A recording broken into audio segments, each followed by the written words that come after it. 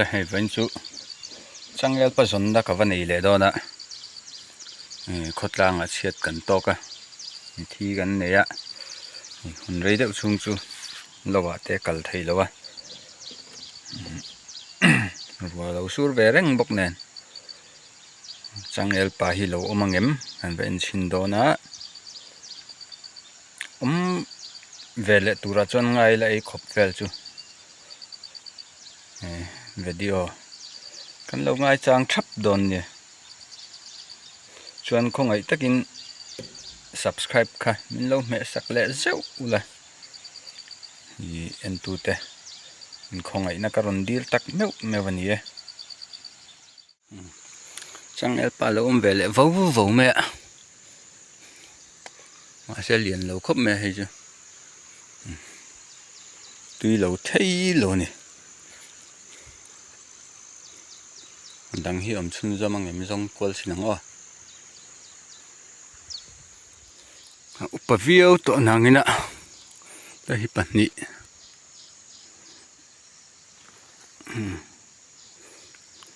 pathum zo kan ni hi ma se upa to ma ama ni ta hi om boka upalam to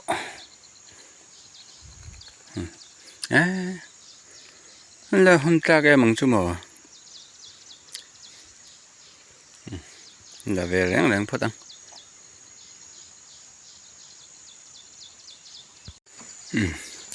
vợ viêm lắm em chết cần to có khót in thì gần này á lâu cả mua mà mang xí là hay lâu trội núp vẹt mẹ hết để hiểu bốc à cái chỗ đó thar cha anh hết để hiểu bốc hay bỏ là diom về ba ngày anh hết để hiểu bốc à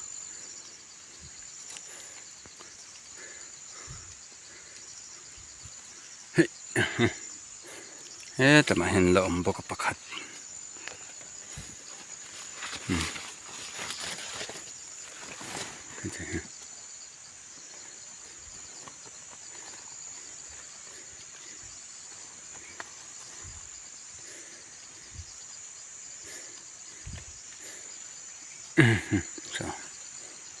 tuy lâu thấy lâu thuộc bởi cái thuộc đây đâu nghe rồi đó chẳng nghe bà sợi nan thì tuy lâu thấy lâu thì ngay thì là ông bốc bạc hạt thì lại về trát men à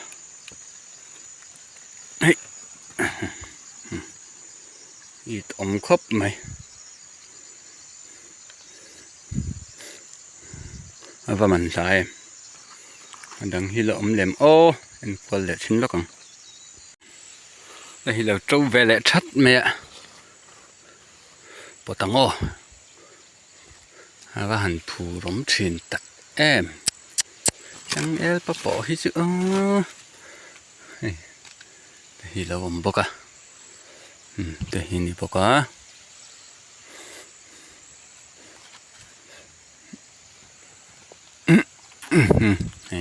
liền xả rau bụi mấy gì hay bây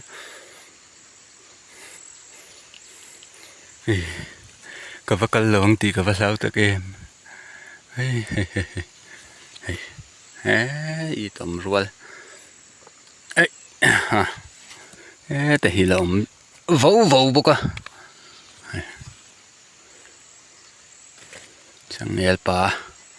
chẳng nghe pa nị chẳng nghe pa hết là bỏ hi lợ mà nị hắn chép đâu mà xe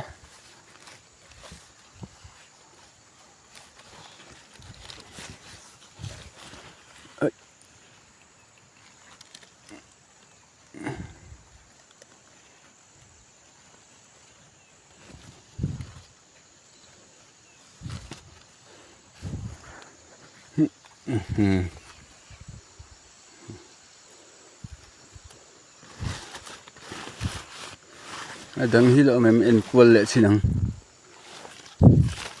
đây thì cụ mù mà là ông bố cụ là cụ mù vấu vào à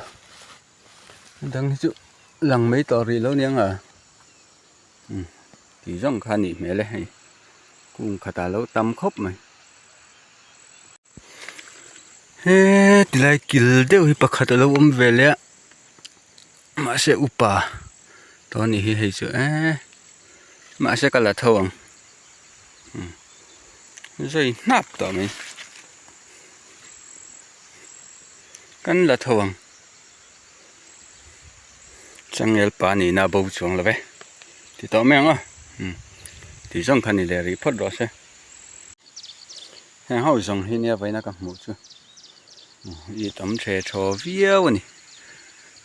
tùy viêu tụ ra ngay à thì chẳng el pa chú nè hiểu